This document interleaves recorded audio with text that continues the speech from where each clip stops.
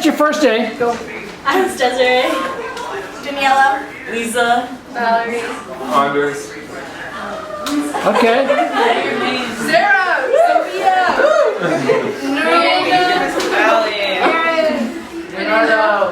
Okay. Jessica. Okay.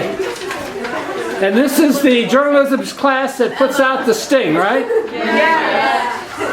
And who's the head journalist? There's 4 editors. I'm an editor. Editor, okay. All right. All right, come on in, come on out, and enjoy your day. As a writer, you must realize the reader sees things through your eyes. They never second-guess the things you say. Thus, a word misplaced, a noun erased, a phrase unlaced, a slang untraced can send a quote careening. Give the thought a whole new meaning, and you'll end up at the mercy of the critics and disgraced. You must quote someone verbatim. Be specific to the T. It's necessity to quote someone verbatim. You must quote someone verbatim. No one knows this more than me. So cross-reference with difference, give direction to inflection, and you'll be the writer you were meant to be. If you quote someone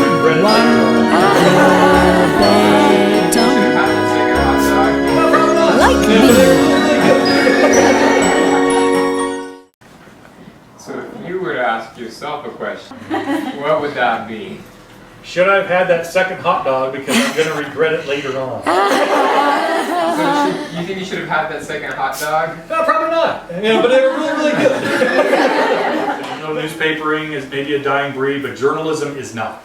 Journalism will remain. Journalism standards have to remain the same because it's very easy these days, and you'll see it all the time. It's this rush to get anything out there, get the story out there, and sometimes speed gets in the way of the facts. And you don't want to do that. If it takes a little extra time, do it. Don't feel like you've got to rush something just to get it out there. Because it's better to be a day late than having to run a correction on something stupid that, you know, a mistake that you made that you shouldn't have.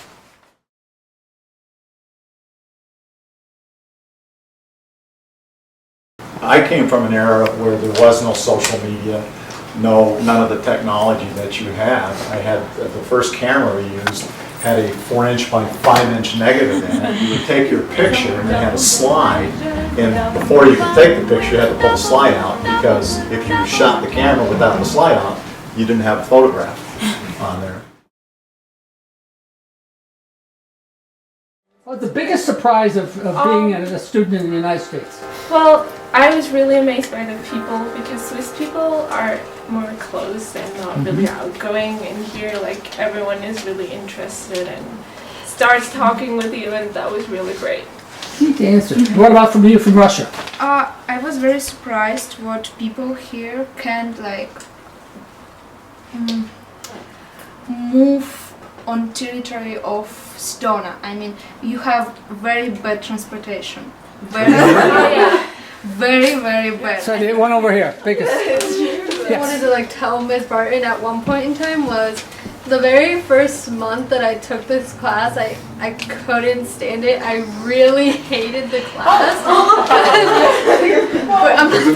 Because I've never had to do so much in a class, not for English, not for math, not for any class that I have to work hard like every single day. And I was just ready to like quit the class. Aww. But as soon as I saw like the newspaper come out and I saw like my work on a page and like the whole school could see that, I was so prepared to like keep doing that every day, and I'm gonna be doing newspaper for as many times as I can now. Wow! Is there a question anybody wants to ask one of your buddies, and you want to ask them because you're curious about them? Good. I've always kind of wanted to ask Emma, like, how did she become like such a leader of the class, and not like in a bad way, really bossy or anything, but she's just a really great leader. And I've always wondered, like, how did she like get up to that? Oh, that's so nice. What a So true. Like, how did she work up to being that? Oh, thanks. I really don't know. I guess I just learned from my experiences and I guess just like reading other people too. I feel like I've always been pretty good at that. It's just like how people react to different situations. Yes. And so I don't know, I'm just really considerate towards other people, I guess. So. What a wonderful answer. And what a wonderful person. Thank you for asking that question. Did she go to Sedona? Yes, yes. No, it's okay. Yeah. Give it to Emma. All right, there you go. Now that speaks volumes right there. Next week, what is one of your biggest goals, thoughts that you're going to do as a result of this field trip that you had? What's going to be something that you're going to do special for yourself or one of your classmates in this? Well, I'm on newspaper and yearbook, so I really think that this issue is going to turn out really good. And yearbook, we're on a deadline, so I think we're going to do good with that too, though. And state for swim, yeah, there's the swim right here, right there too. Yeah, we're going to state, so. Okay, all right. Going to state. Well, I kind of like touched on this because I had an article in the newspaper, but I've had like difficulty throughout high school with like I get injured a lot, and so I've had like surgery. I've been in a back brace. I've like broken bones, and then I'm having surgery again next Friday, right before Halloween. And so I just hope it's successful, and like pain kind of defines who I am, and it's like made me grow, but like set me back, and yeah. Well, let's give her a hand and a big hug. Can I ask you a question? Where did you get the name, The Sting? It was at the very beginning, since 1994, the inception of the high school. I actually was at the district office when the high school was built. So Because of the scorpion? And yeah. Oh, duh. That's our mascot, and then the quintessence, which means stellar, above and beyond, has always been our yearbook name, and they don't change it. You can't put in and change it.